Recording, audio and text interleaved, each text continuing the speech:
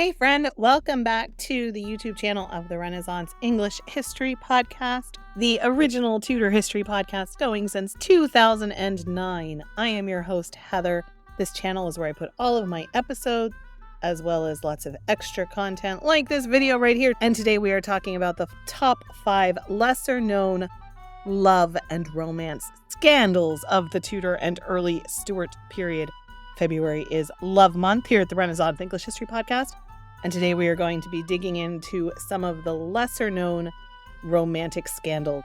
Let's get right into it with number 5, the tragic story of Katherine Howard, Henry VIII's young and vivacious 5th wife, is one such narrative that underscores the perilous intersection of love and ambition in Tudor England. Thrust into the limelight as queen when she was still a teenager, Catherine's past and her clandestine liaisons quickly became the fodder for courtly intrigue. Before her marriage to Henry, Catherine's romantic entanglements, notably with Henry Manox and Frances Dereham, were whispered secrets that she hoped were buried in her past. However, it was her alleged affair with Thomas Culpeper, a close courtier of the king, that ignited a scandal with fatal consequences. The discovery of Catherine's indiscretions, real or fabricated, set a tragic end in motion. Accused of treason for her premarital relationships and the affair with Culpeper, Catherine's fate was sealed in a public spectacle of disgrace and punishment. Her story not only highlights the dangers that young women in the Tudor court faced, but also reflects the broader themes of power, control, and the perilous politics of the royal bedchamber. Katherine Howard's life, shrouded in scandal, serves as a poignant prologue for the tales of intrigue that simmered beneath the surface of Tudor grandeur. Number 4, Catherine Parr and Thomas Seymour. The widowhood of Catherine Parr, the 6th and surviving wife of Henry VIII, took a scandalous turn with her hasty marriage to Thomas Seymour, the Lord High Admiral and brother of Henry's 3rd wife, Jane Seymour. Mere months after the king's death in 1547, Catherine, who had been a calming and reformist influence on Henry, entered into a union that sent shockwaves through the Tudor court.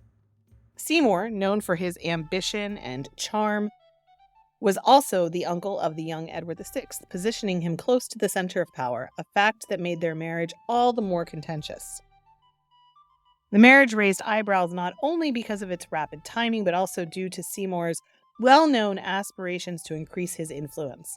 Catherine's position as the Dowager Queen and her close relationship with the young Princess Elizabeth, who resided in their household, adds layers of complexity and intrigue to their union. Seymour's subsequent actions, including flirtations with Elizabeth and a bold but ill-fated bid for power, only served to deepen the scandal. The repercussions of Catherine and Seymour's marriage were far-reaching, affecting court politics and the intricate web of Tudor succession. Seymour's eventual arrest and execution for treason underscored the volatile nature of Tudor alliances and the dangerous interplay between personal ambitions and the machinations of power. Their story is a testament to the unpredictable dynamics of the Tudor court, where love, ambition, and treachery were often closely intertwined. Number 3, the Dudley Love Triangle involving Robert Dudley, Amy Robsart, and Queen Elizabeth I remains one of the Tudor period's most enigmatic scandals, shrouded in mystery and speculation. Robert Dudley, a favorite of Elizabeth I and a key figure at her court, found his life and ambitions irrevocably altered by the tragic and untimely death of his wife Amy in 1560.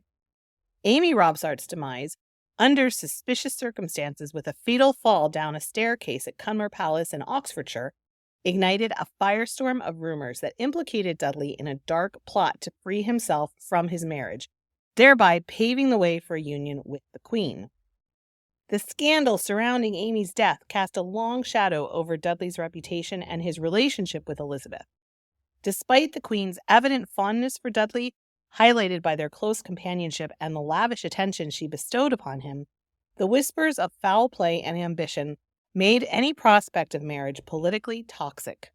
The court and the public alike were rife with gossip and speculation, which threatened not only Dudley's position, but also the Queen's image as a virtuous and just monarch.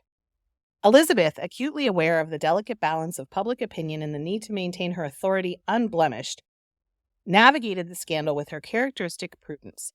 Although Dudley remained a prominent courtier and was later made Earl of Leicester, the stain of the scandal effectively barred him from ever becoming consort.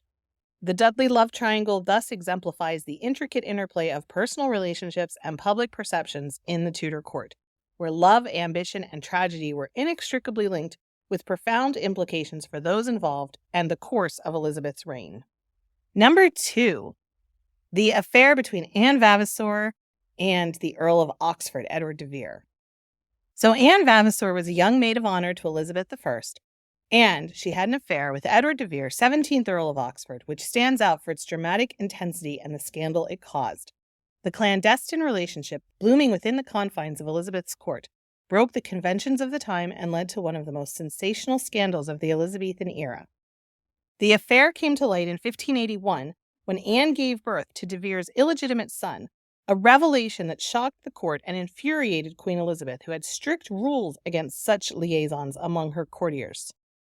The Queen's response was swift and severe.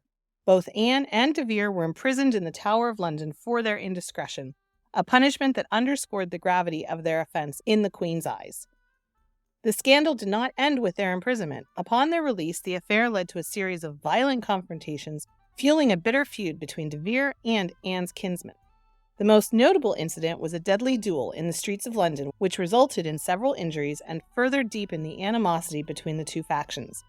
This series of events not only highlighted the personal risks of such romantic entanglements, but also reflected the broader tensions within the Elizabethan court, where honor, reputation, and loyalty were constantly at stake. The affair of Anne Vavasor and Edward de Vere, with its blend of passion, defiance, and tragedy, exemplifies the complex interplay of personal desires and societal constraints in Tudor England.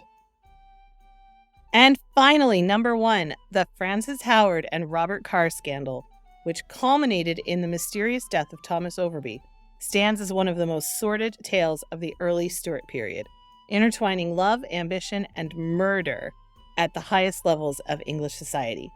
Frances Howard was initially married to the Earl of Essex and sought an annulment to wed Robert Carr, Earl of Somerset and a favorite of King James I. The annulment, granted under scandalous circumstances, was just the beginning of a saga that would shock the nation. The union between Howard and Carr was marred by the shadow of Thomas Overbury, a close advisor and friend to Carr, who vehemently opposed their relationship. Overbury's subsequent imprisonment in the Tower of London and mysterious death in 1613, later revealed to be poison, ignited a firestorm of rumors and accusations. The investigation unveiled a complex web of intrigue, implicating not only Frances and Carr, but also members of their inner circle in a murder plot. The trial that followed was a public spectacle, drawing attention to the corrupt and decadent nature of James I's court. Frances and Carr were both found guilty, their images tarred, and their positions at court irreparably damaged. The Overbury scandal exposed the dark underbelly of Jacobean politics and courtly intrigue, highlighting the lengths to which individuals would go for love and power. The public outcry and fascination with the case underscored the perennial allure of scandal and the dangerous intersection of personal desires with political machinations. The Tudor and Stuart periods were rife with romantic intrigue, where love often collided with ambition, leading to scandals that echoed through the annals of history.